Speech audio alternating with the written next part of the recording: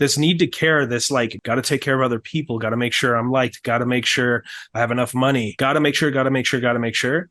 That's caring. When we get to a place of I don't care and I don't need to care, then this, as it just is, falls together exactly the way it does. And it's perfect. We can't even imagine how perfect this is when we don't care.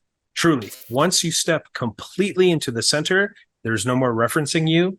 There's nothing but nothingness and everything and nothing and everything and nothing and everything and no reference anymore.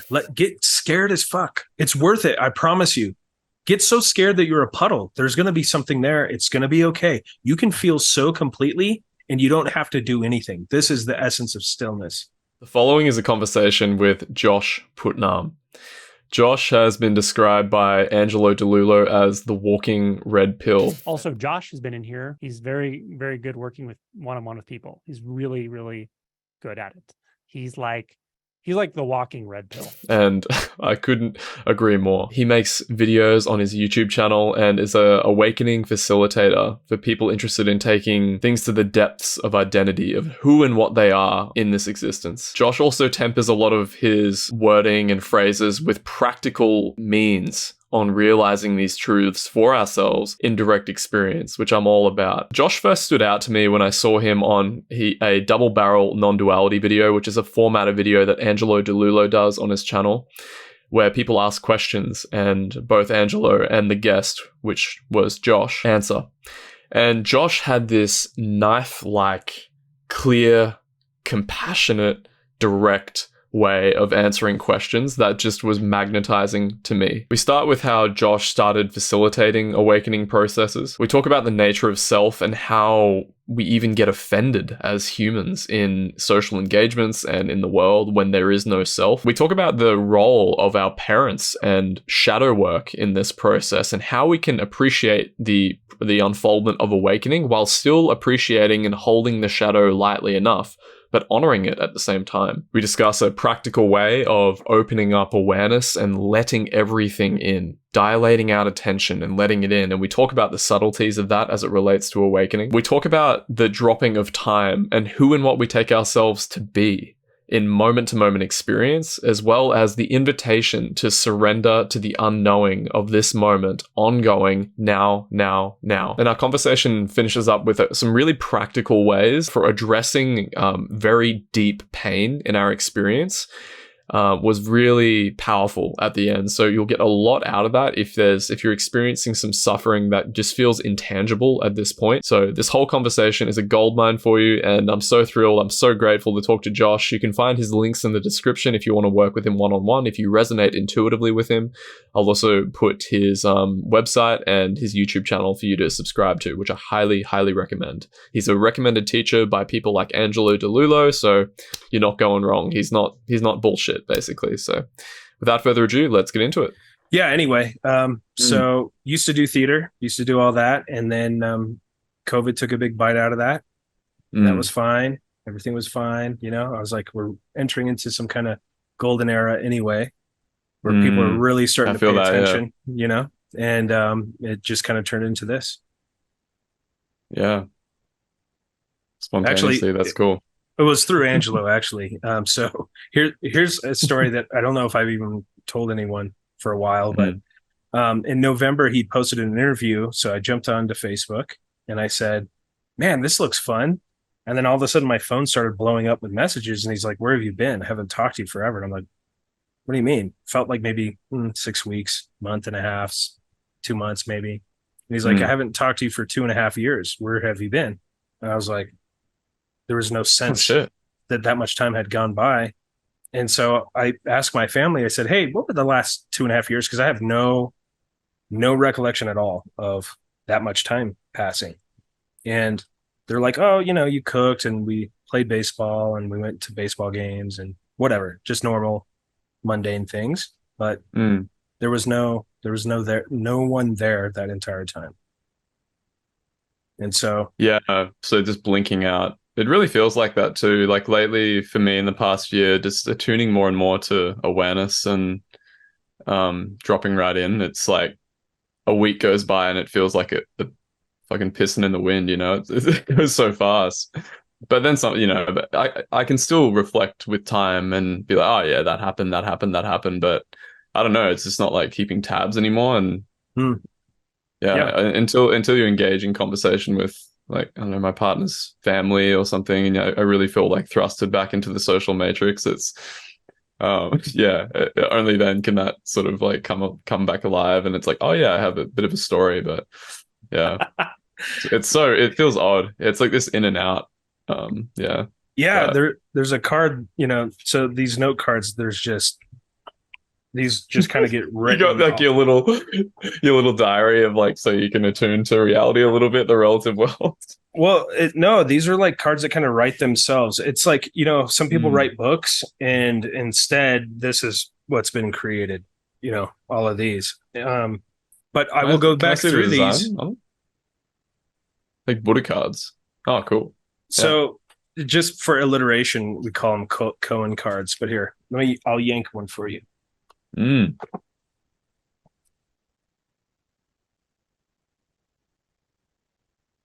And What wow is here? Damn. they're just a series. I mean, and going through these, I'm like, who wrote this? Like, here's another one for you.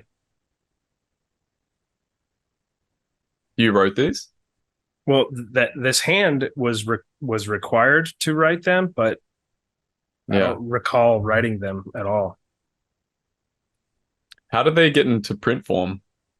So I've had a series of people. They usually look like this, you know, just a Oh, bunch of okay. Yeah. these, Yeah. Yeah. and they're like, you should put that into a deck of cards, or will you? It would be really useful. And I said, okay. And so I did the whole like designing them on Illustrator and put it all together into something that's kind of a simple and easy to use tool. But I That's remind cool. everyone they Yeah. don't mean anything. Insights don't have any meaning. Yeah. That's the Um, whole point, is to like obliterate it, right? Like the koan it's a is, game. yeah. Just play, you know? Yeah. And somebody's like, oh, we could use it for a party game. I'm like, whatever. Yeah, and they're like, no offense. And I'm like, oh man, I don't even know what offense feels like anymore. But I've seen Yeah. people get Yeah. offended, and there's actually a curiosity about what offense feels like, because I'm like, what is offense? Truly though, what is offended? What is that? Yeah. When you look where, who, and And then it, it's, but is there actually a sensation associated with offended? I don't. um, Maybe.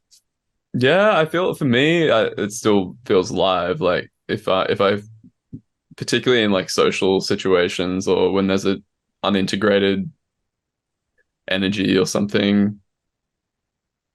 I described it to my partner because we were talking about going to a gathering like with one of her family friends, and there still must be some narrative dropping away or holding on, because in certain situations with like certain people, it feels like a veil coming over experience, and for some Ah. reason it's like a magic spell is Mhm. cast where it feels like a self, like, and it's really hard to, I think it's just sensation, it's just a certain quality of sensation that there's probably a label or a narrative that's sort of added on top of it, but I yeah like it. I really like that visual though, because that's mm, palpable, it's which means enveloping, it's which it's means like you can yeah, feel it coming though. Like you can feel it yeah, beginning to take some kind of form or shape. And yeah, that exactly. by itself provides so much to be with. Yeah. Oh, dude, it's an invitation to surrender, like really deeply, Mm-hmm. because like any holding on, like that video you did, it was like authenticity makes no apology. That's a really good way to put it, because it's like the only um the only we create, if you create any separation from that enveloping, or like even add a label onto it, it seems to amplify the suffering, and the stakes just get higher and higher the more that you resist that authentic natural movement, like dog like movement, really, like. And Mm-hmm. yeah, Yeah, yeah.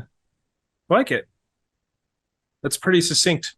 That's pretty So honest. you don't have any experience of that anymore, like it's just gone, like even in social situations, like say you caught up with your parents or something, and they say something, they start arguing, or like, hey, come on, like nothing. Nothing. Well, so I don't actually have a lot of that lineage type stuff. I mean, I guess Mm. or even the story of Josh kind of does, but both by the time I was 11, both my parents were dead. So there's not this like long-term relationship of whatever those power dynamics seem to be. I was actually Okay. pretty free in a lot of ways at the age of 11, which were kind of, it felt more like abandonment during that period of time. Like I'm on my own and nobody gives a shit. But what I Mm-hmm. so there's actually some advantages. I mean, this is the thing. There is no right or wrong. It is just the way it is. And so Mm-hmm. that kind of provided some kind of freer perspective for me because I know a lot of people that have had a lifelong relationship with parents, there can be political dynamics involved that are very, very strong. Yeah. Yeah. But I don't have any of that.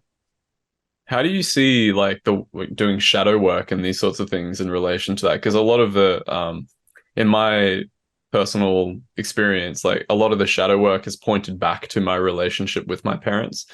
Like parts of myself that I've disowned and stuff like that, like with my father. Yeah, dude, I for put out a sure. video the other day where I just it just dawned on me, you know, this like immense sensate experience sort of enveloped my being, and then it was like, man, I just hate this about myself, Mm, and it was very vivid, like a very vivid mental images of like my father's demeanor and behavior, for instance.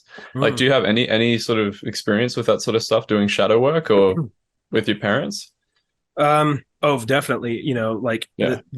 you know, I never knew my dad. My mom, I was born Mm, premature. My mom was a drug addict from the day I was born. We spent the mm. majority of my life completely homeless, um, hitchhiking around the United States. You know, hungry kid. We didn't have food, so we'd have to go like digging through dumpsters at McDonald's or some fast food and find half-eaten sandwiches. And meanwhile, you Oh know, shit, yeah, she's yeah. completely hooked on drugs. And then when I was 11 years old, I mean, you know, that she had boyfriends that would beat the shit out of her right in front of me, and it was just this was what life was.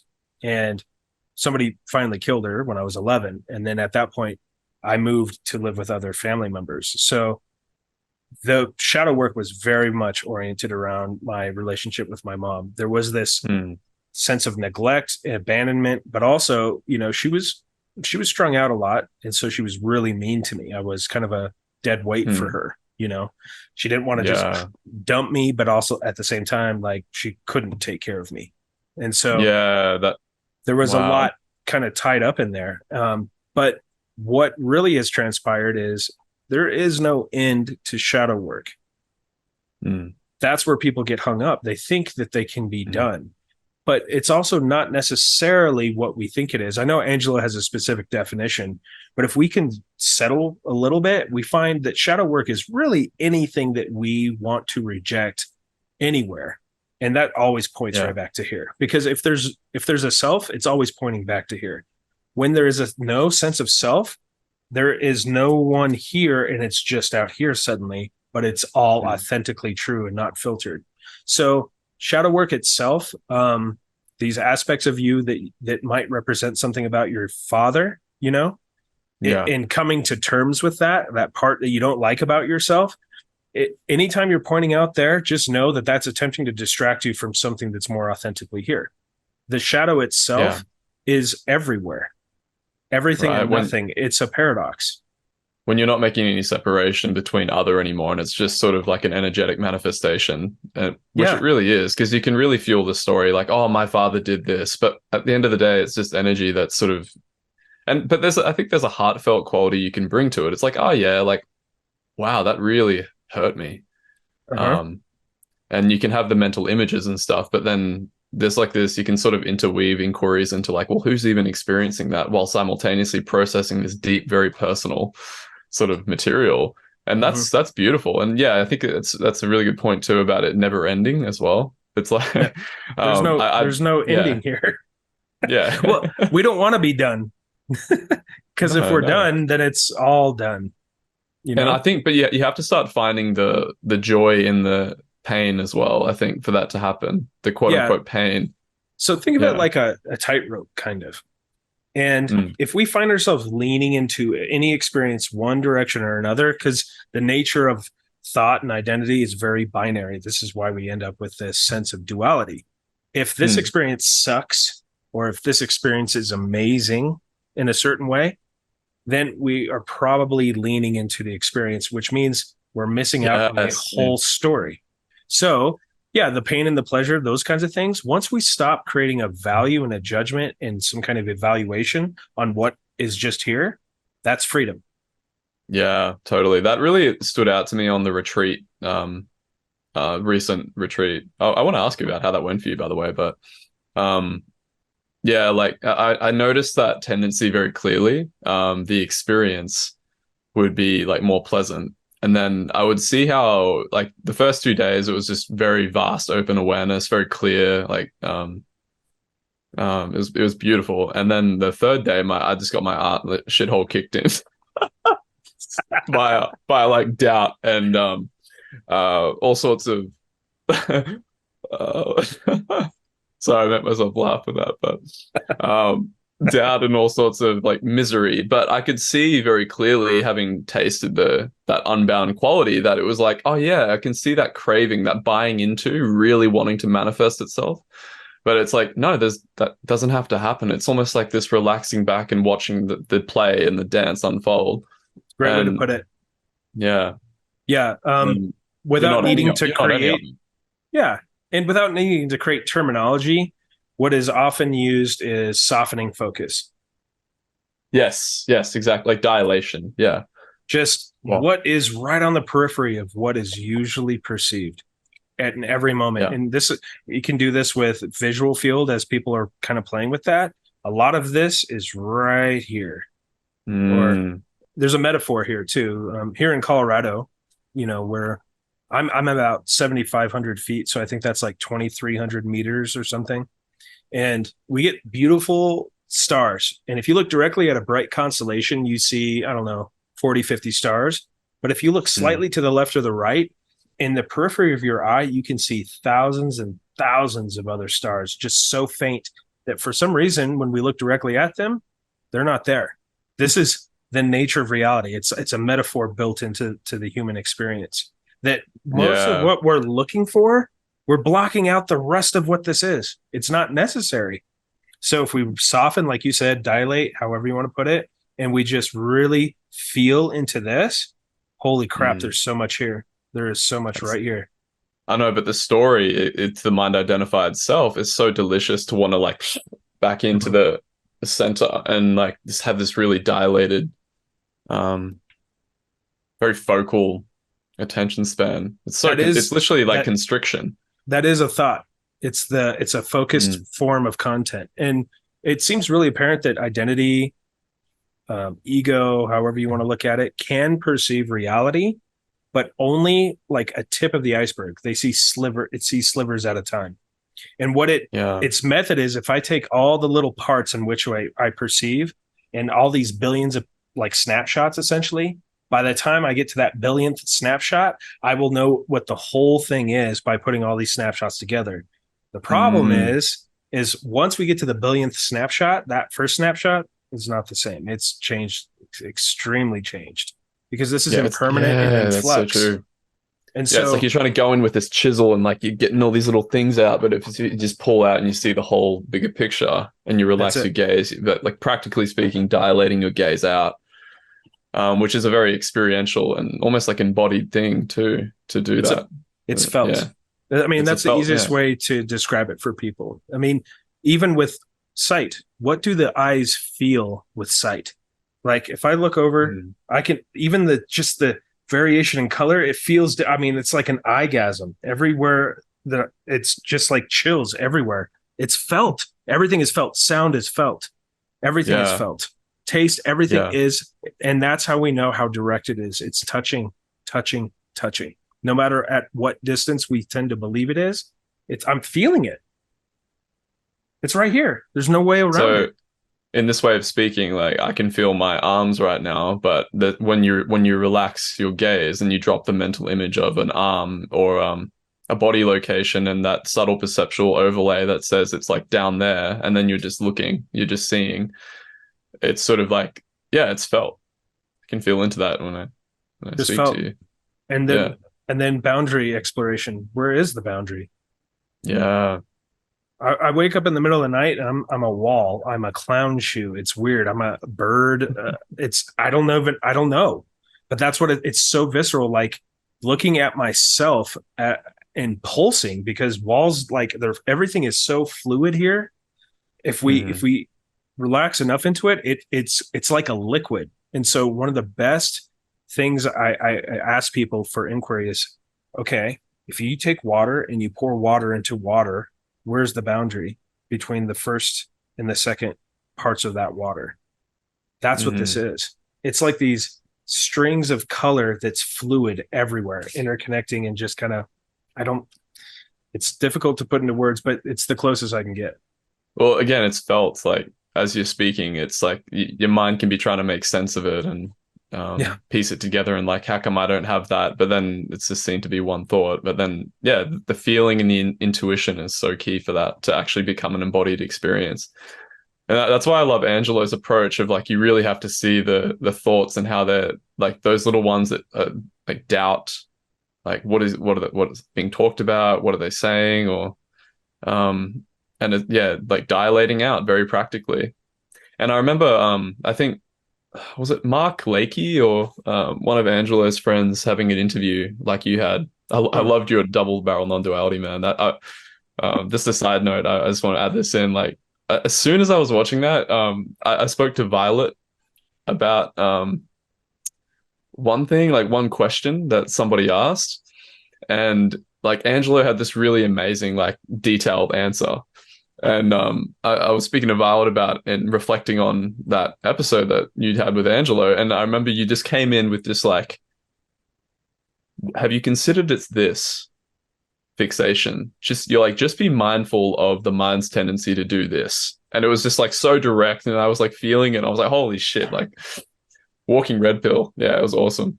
Yeah, anyway, so back to what I was saying. I don't even remember this, but I mean, I feel you. Like if it sounds familiar.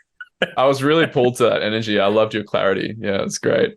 Yeah. Anyway, maybe you have to rewatch you're a totally different person now. But well, I mean, I have watched videos that I put out there. You know, Angelo shared one on his Facebook, and it was so eerie because I'm like, who is saying these things? And but then there was this other part of me that's like, damn, I kind of like it, which is so funny because I'm like, yeah. Like, damn, this guy's smart. What the like, I don't know. I'm vibing with what he's saying, but I'm like, who the hell is this? It's so weird. All the time. I have to admit, sometimes I do watch my videos back if I put something out, and I do probably like jerk myself off a little bit in terms of like enjoying. I'm like, oh, I said that, but then I'm quick to catch like, oh yeah, like what that just fabricated out of nothing. Like, I don't know. So well, even the reflection of it being so weird is also so weird because it's like there's something that is still thinking that there's an orientation, right? And that doesn't stick. So it's like here's the thing with thoughts. They never vanish entirely, but we just don't know what they are anymore. Yeah. Like the content starts to dampen and have less significance, you say? It's almost like when the eyes are closed, every once in a while you can feel a neuron firing. It feels like a little light going doot, doot, doot, doot, all over the place. There's a sensual quality. There is a sensual quality to thought. There's no way around it. Oh yeah.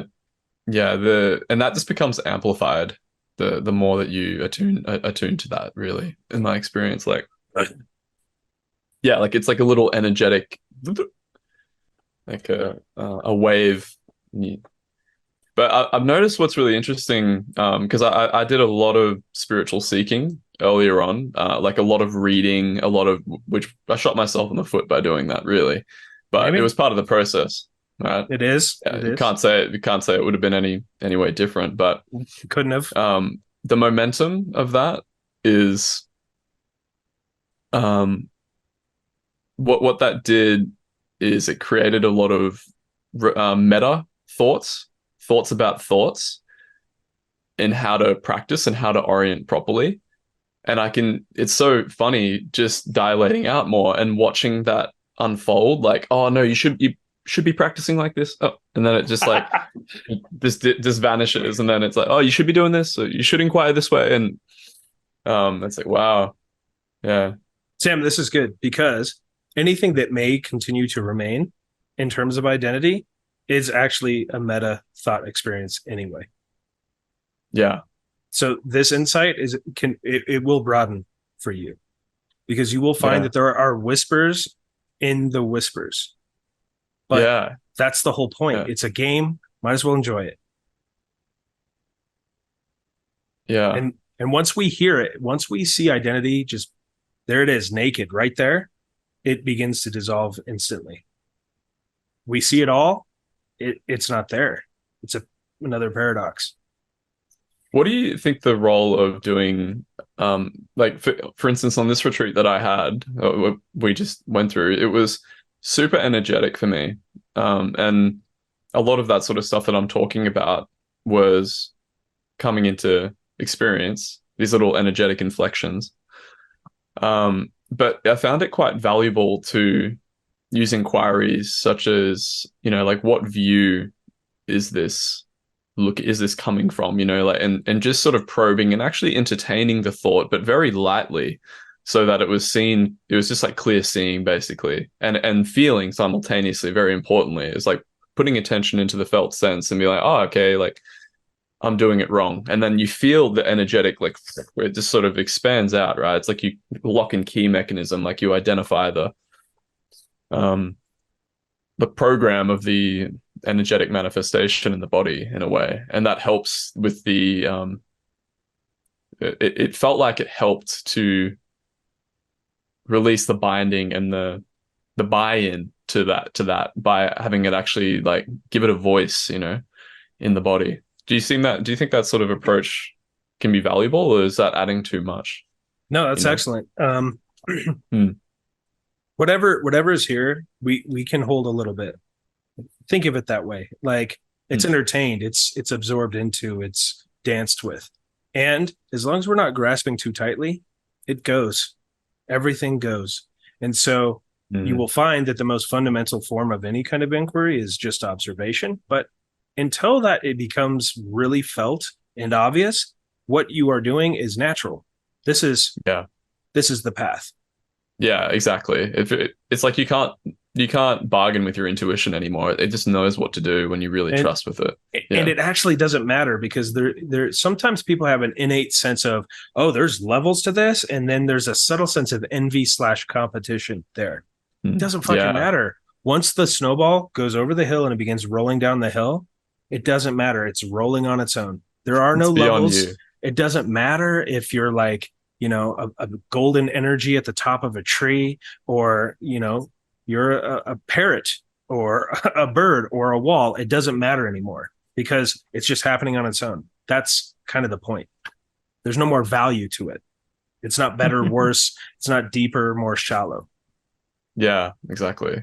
And that's when it's all seen to be it at a very deeper and intuitive level, that it's an embodied knowing. It's not like intellectual, like you read it in Ramana Maharishi's book or something. Mm-hmm. And it's like, yeah. And you're dancing with intuition right now. Dance with her. Dance until she's exhausted. She's very beautiful. Of course. And that's all there is. It's that immediate. It's that basic. It's that simple. Just like that. And who knows where it'll go? Who knows? Who cares? Two thoughts came up right after I met Angelo. Before I had met Angelo, there was definitely an addiction to learning, an addiction to knowledge. I needed to know everything. And I didn't realize it at the time, but that was a sanctuary, a place of safety and familiarity, but it was also a prison. And for some reason, don't know why or where this came from, but it is intuition. Right after meeting him, there was a thought of, I don't know, and I don't need to know. That I don't need to know.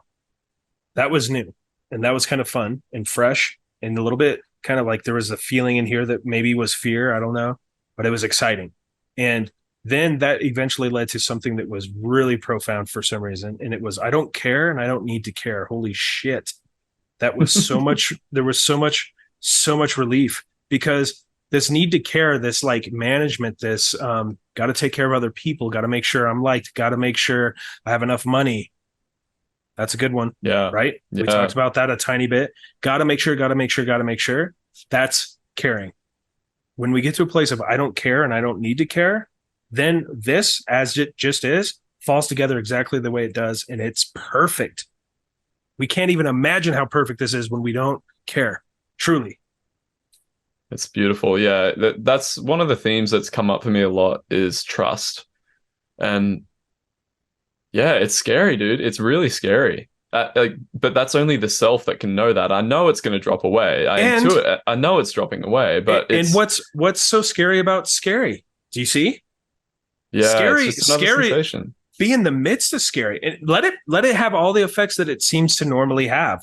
Enjoy it all the way, because it's just part of all of this. But see, fear is a meta experience. We become afraid of fear and become afraid of that fear and become afraid of that fear. Anything that becomes meta, pay a lot of attention to, because it's doing everything it can to distract you from something. And that distraction, right under that, is the biggest insight. Just like that.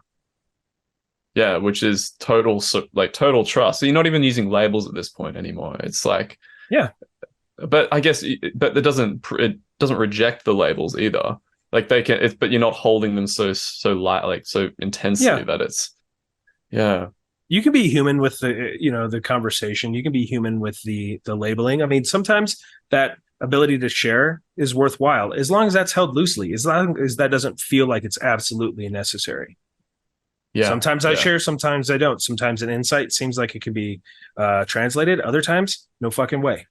But for you in this trust, what I will say is it's the fear itself that will teach you everything about trust. It is that fear itself. There's nothing other than that fear that will show you what trust is. That's the miracle about that sensation as it arises. It's the very first thing that arises, and it is the only thing that exists every time. That is immediacy. Be with it. Get scared as fuck. It's worth it. I promise you. Get so scared that you're a puddle. There's going to be something there. It's going to be okay. You can feel so completely, and you don't have to do anything. This is the essence of stillness. You can just feel into a void, feel on top of a mountain, feel into the deep cosmos. Just fucking feel. And you'll see, fear, there's something laughable in fear. And your intuition is so right on, dude. It is pleasure and pain combined. It is excitement and anxiety. It's all the same. But as soon as we have a judgment and say, not that, I'm separate from that, that's where the identity is hiding. That's where the illusion is being perpetuated. Yeah, the social conditioning around that is so powerful in our culture. It's like you have to plan, you have to think, you have to know what's going on, you have to know your future, set goals. Like I went through a big phase of I've got like all these self-help gurus behind me that I drew at some stage, like Jordan Peterson and stuff. Plan your future, set goals, and there's nothing wrong with that, I think. But the buy-in is so strong that it sort of can violate the intimacy of the surrender in a way to what you were just describing. Like, just become fear. Let fear like puppet and move and be the whole thing, the only thing in the universe. I am fear. And then trust that relationship that you're cultivating with trust is going to lead to much more profundity, rather than distancing yourself from little fractals of experience and then letting them like dictate your life. And yeah, thanks, man. It's so nice to have that reassurance, because it can feel so alone, like, what the fuck am I doing? Like, am I crazy? Am I like gonna like, It has to feel alone. It actually has to feel lonely. And I don't want you to experience any more pain than it is already present, but there is this aspect of we live together and we die alone.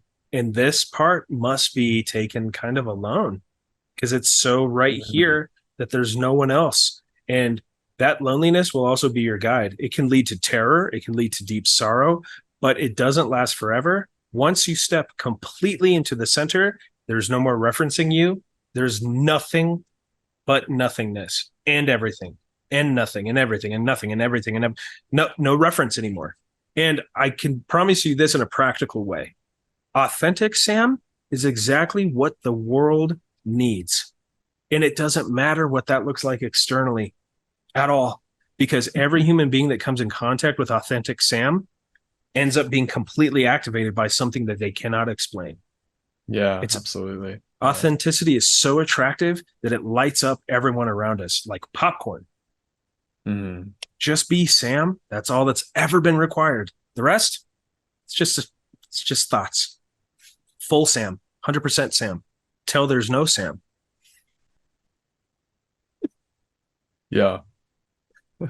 So the rest of these projections and these fears, they're just thoughts. And I know they're just thoughts, but just get to that visceral place where it is felt. That's a different type of knowing.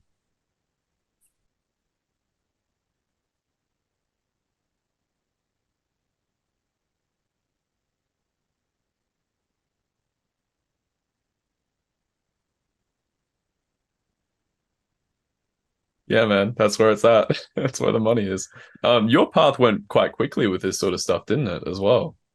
With this recognition, I believe. It was like, what did you see Angelo like a couple of years ago? And it's just like time just blinked out. Yeah, it must have been time's challenging. What it's 2023.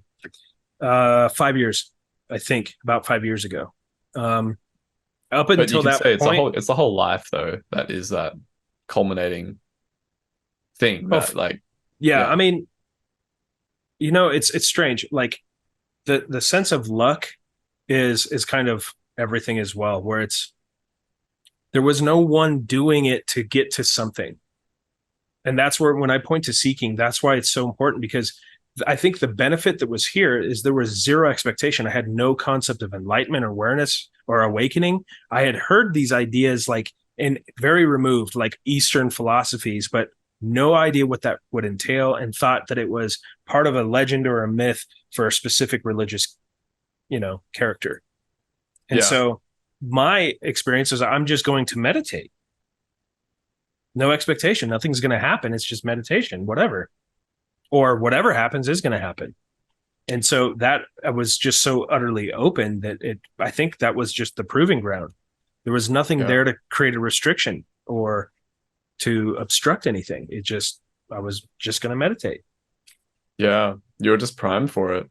That's perfect when you don't have to have, you haven't accrued that, like that weight, that heavy weight of heavy spiritual, you can deadlift 500 kilograms of spiritual knowledge and you slip your disc in the process, really. Ah!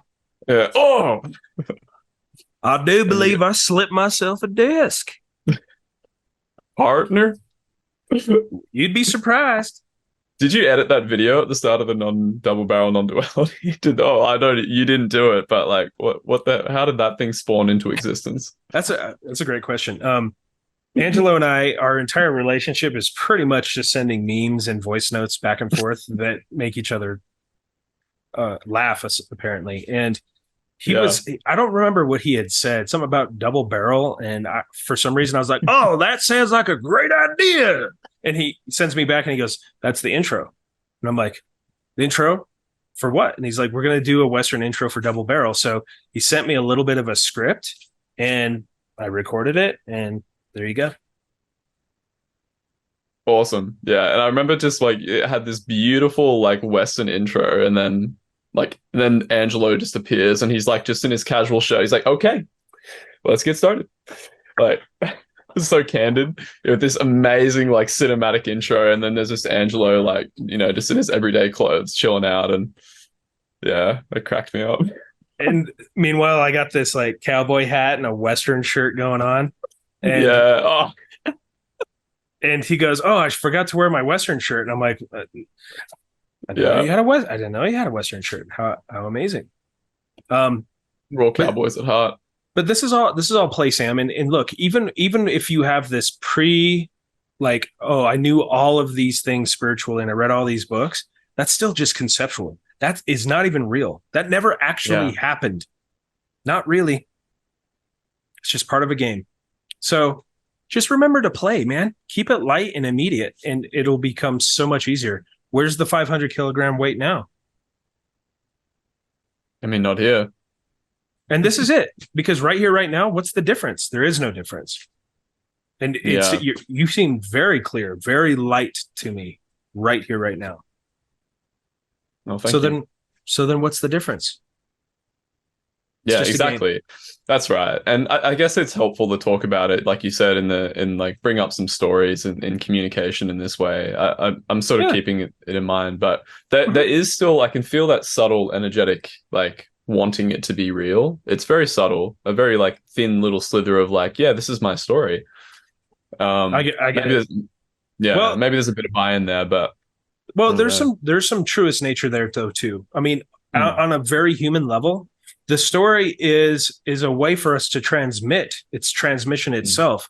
As long as we're not like being driven by the content of the story, it becomes something in the periphery. And this is where using some kind of language, like behavioral cognitive therapy type techniques, can be super valuable.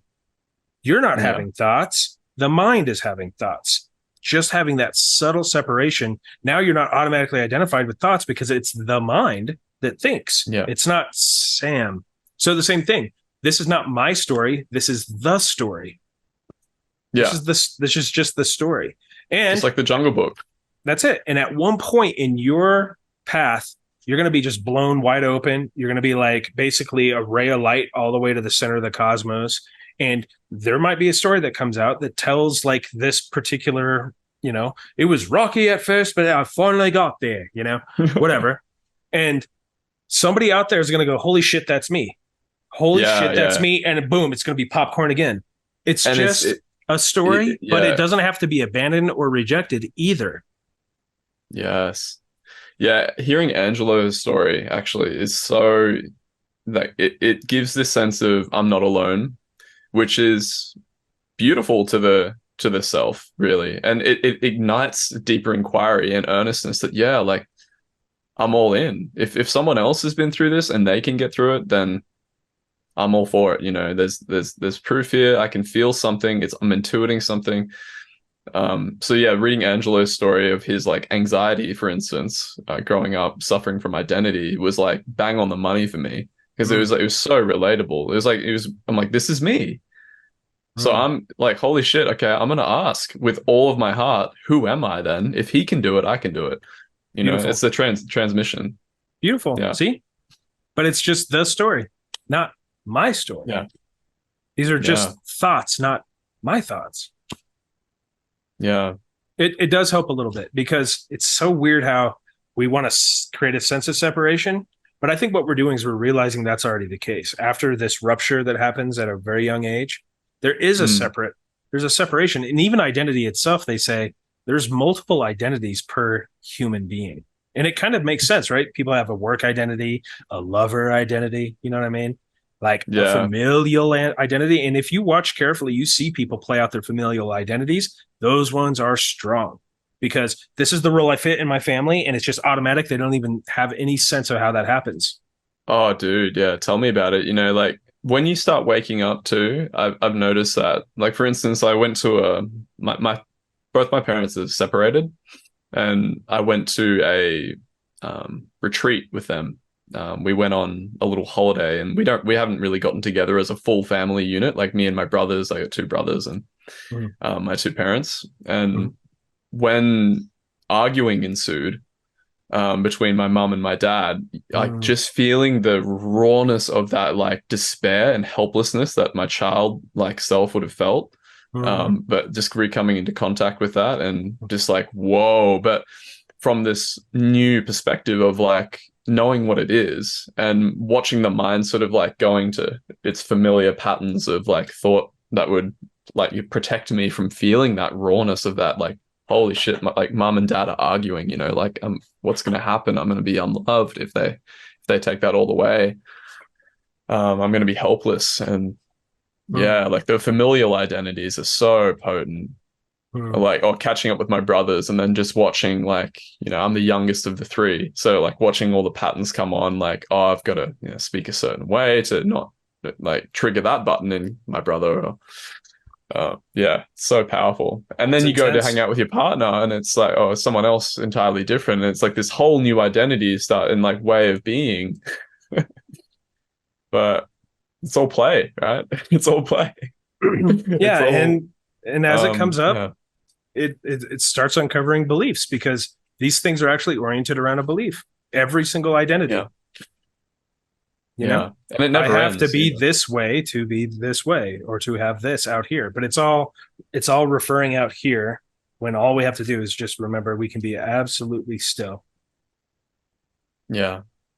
And So thoughts are simple. not stillness. Some people think that, oh, this is stillness, right? Yeah, I'm being still. I'm being so damn still. Nobody's ever been so still in their damn life. I'm the stillest of the still. So damn still. Yeah. Man, did we just make a song? Yeah. So damn still, baby. Yeah, I'll drop the beatbox. Yeah. Yeah. Yeah. Yeah. Yeah, yeah, yeah. Beautiful. Yeah.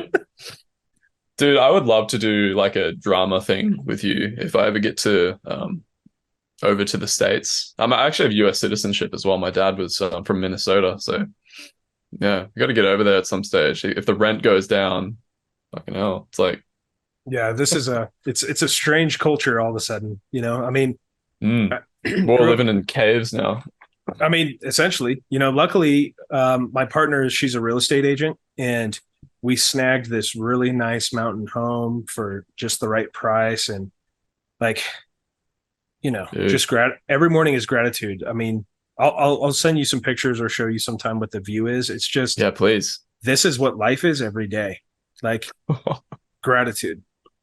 I mean, we can go in the backyard Yeah, and just get lost in nature just by sitting in the backyard. It's wonderful. So, you know, sometimes we do get lucky. yeah.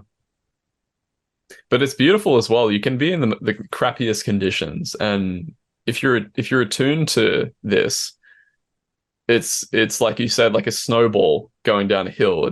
There's a faith that it's all going to work itself out. You know, Mm-hmm. you can be in a mountain home, but it's like wherever you go, Right. there you are, and it's still this experience. I mean, it's great to be in nature, of course. It's more pleasant than being in a slum with like pulling McDonald's out of bins and being abused. But yeah, You know, like it's so interesting because some of the people I work with come from very affluent backgrounds, and suffering it's just so relative. It doesn't really even matter what the events are. yeah, It's remarkable. What I will say about suffering itself is there are types of suffering, no doubt about it, that are so intense and so deep that we have no other choice but to feel it. And this kind mm, of describes Nelson Mandela's transition while he was in prison. It was miserable, and he woke yeah. up. So it's tricky that way. But the point is, whatever the pain is, that's our best friend. Yeah, didn't I think Ishwa said suffering is the place that suffering ends. That's a good way to put it. Or Yeah. Rumi would say the cure for the pain is in the pain. Yeah, and when someone's on the brink of despair and really identified with the pain, that can be like shut the fuck up. What are you talking about, right? What are you talking about?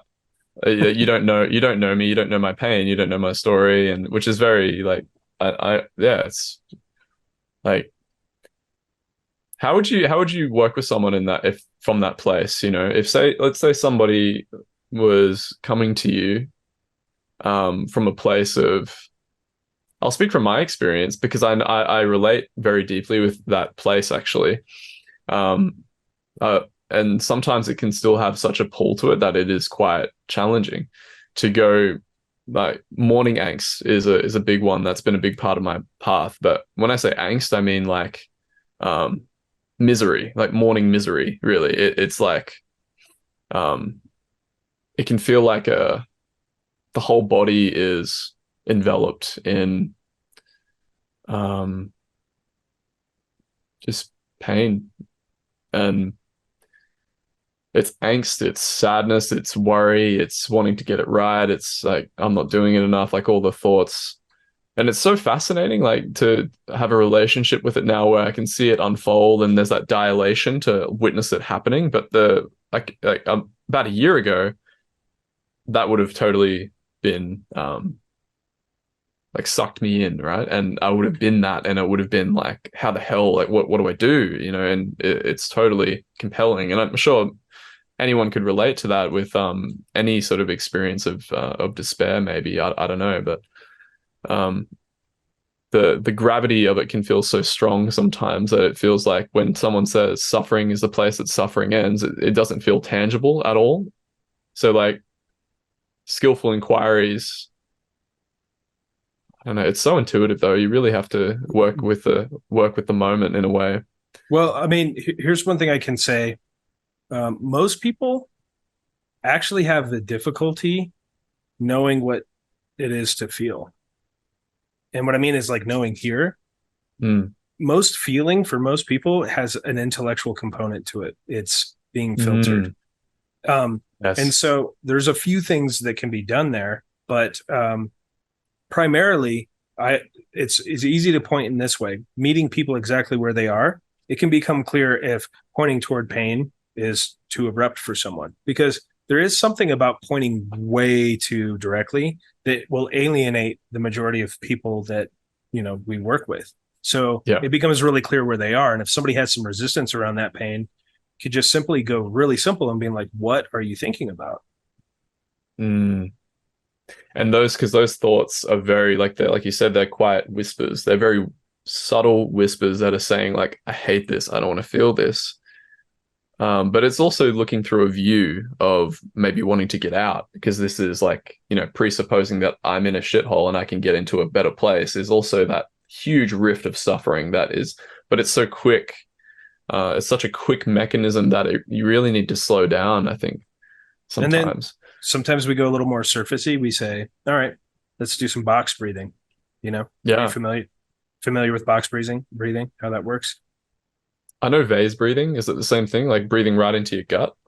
What you do is you imagine a box. You count to 4 seconds while you're breathing in. You hold it for four Ah, down. yes. You breathe out for four, and then you keep adding 6, 8, 12, as much as you can. That can be really useful just because it brings us really present. And if we don't know exactly how to enter into a sensation, we definitely know how to breathe. Um, Yeah. Yeah. and I even tell people, get some gum, put that shit in your mouth and chew some gum, because Do what works, right? chewing Yeah. gum engages the parasympathetic nervous system, and it tends to actually calm us down. Hmm. But just to get to a place where we can go right back into the sensations without feeling like we're going to get blasted, because we go way too destable, it's going to swing the pendulum. It's not going to do any good for anyone. So just to find that soft place, and I have a lot of people I work with where anxiety, that morning anxiety, same kind of thing. Just and all it for a lot of people, it feels like their body has fallen asleep to some degree, and it's like those pins and needles just like exploding everywhere in the body, and they just don't want to even be awake. And it's just like, I always tell them, the very first thing is the only thing. As soon as the eyes open, that let that even be a thought. Very first thing is the only thing. Boom, there's pins and needles right here, and that's all that exists. That's all that Yes. exists. That's key. Yeah. It's total absorption in it and seeing the story, I think, that creates all the meaning about it. Right. Oh, this has been happening for 50, 60 years. Mm-hmm. Like, oh man, like I don't want to feel this. It's like putting things in time in this very quick, non-conceptual way, but the willingness to like fully be absorbed into that experience and let it be your ultimate teacher. Actually, it's such grace as well. The suffering is the grace, because it's like if you're coming into contact with that intensity, it's also, you're getting to the root of reactivity by every morning. It's like God's like knocking on your door, like he's like, come on in, motherfucker, like I'm right here, like come right into the sensation. Yeah.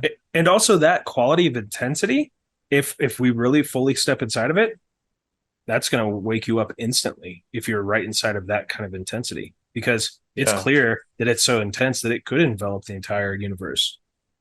Yeah. Um, Yeah. it's interesting. Everyone's got their own things, and a lot of people are so interpretive that even if you give them step by step, they will create their own method that is entirely oriented around distraction, and they don't even realize it. So sometimes I ask people, what is a thought like for you? And I did a video, you might have seen that one. just to get into what are thoughts like. Are you even aware of what a thought is? Because some people are so caught up in thoughts they don't even notice the way a thought tends to arise in a visual sense, sounding like a narration, whatever that is. Yeah. So just really breaking it down to the most simple, most fundamental, most right now thing can be absolutely illuminating for a lot of people. Yeah, that's why it's so important to work one-on-one with people as well, which you work with people as well. I've been starting to do it as well myself, and it's absolutely amazing. To work with the Mm-hmm. immediacy is great. Mm-hmm. But the I was gonna say something. I lost it. I lost it. It's gone. It's gone, Josh. This is the nature of thought. Bye. See ya. Yeah. Yeah, I mean, Yeah, oh no, sorry, it came to me. There was a woman on retreat who said it very clearly. She'd been meditating for ages and ages. Maybe you saw her in the Q&A. But she said that, Angelo, I realized that I've been meditating conceptually for so long. Even the like adding of like there's this very subtle distancing that we can do where there's a sensation in the body. Um, and it's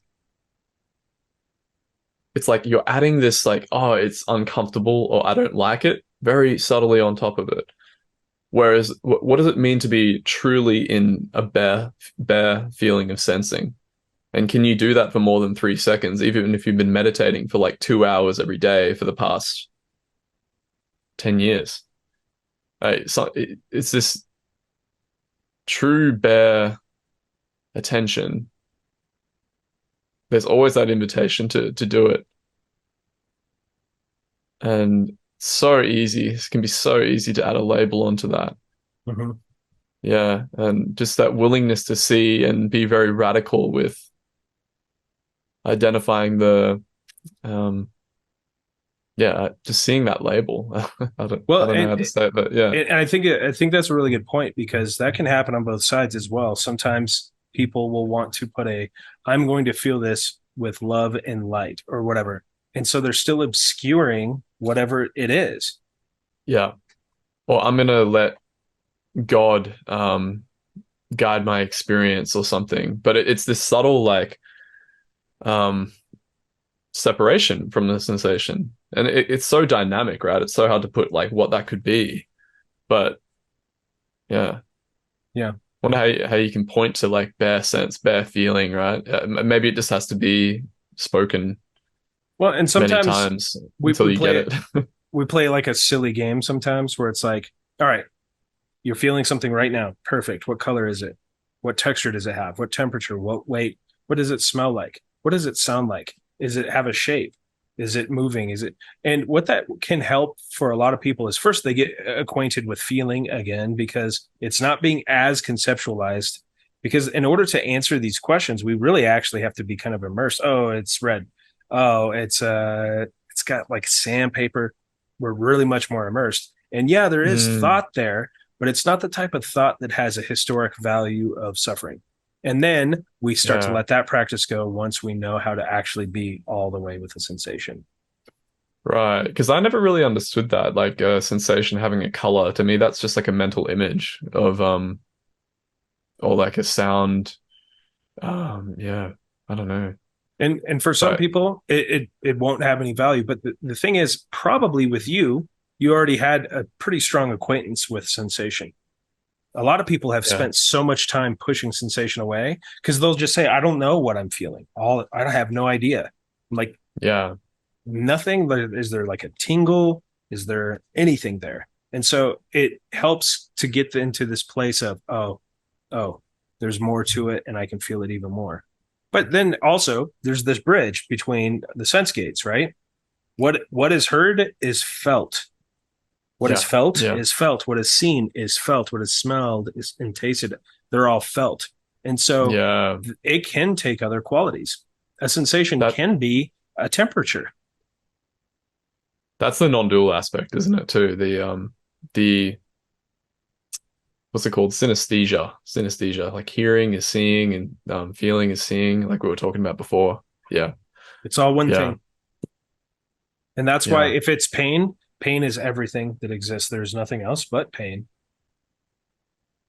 If it's feeling like I'm about to sneeze, because this one can be tricky for people, there is a place where people enter into the path where they enter into like Subtleville, where everything is so fucking subtle that it pisses them off because they want visceral, obvious, bold experience.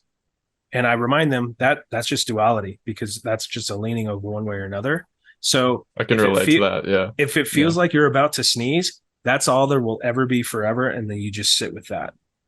There's no Yeah. time. It doesn't ever end. That's all there is. And sit with that sensation the entire time. And that will definitely trigger some thoughts.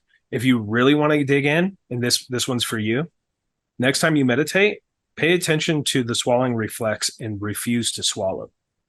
That's going to stir some stuff up for you. Feel what starts coming up. Notice the thoughts. Don't swallow. Do everything you can not to swallow. Yeah. Yeah. That'll bring I it. can feel it a little bit now. Yeah. That'll take the subtle and make it very apparent, because it's the whispers again. Cool, man. That's awesome. Well, bro, I'm aware it's 9 o'clock, so I don't know. Do you have another meeting or? I have something coming up, yeah. But Yeah. this was great. This was awesome. Yeah, I'm F- super grateful to actually meet you. I've been wanting to have a chat for a while, so I reckon we can keep it going. Like just catch up sometime, and Absolutely. yeah, if you're open to it, man. Yeah, yeah, Yeah. you're a legend. Let's do some videos, baby. Yeah, babe. Yeah. Oh, before you go. Oh my God. This is the one that came out, man.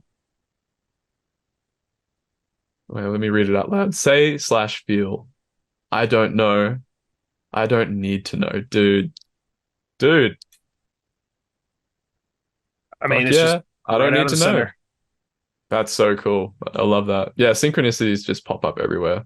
And curiosity can only exist outside of knowledge. If you know something, there is no curiosity. There is no mystery. There is no now there.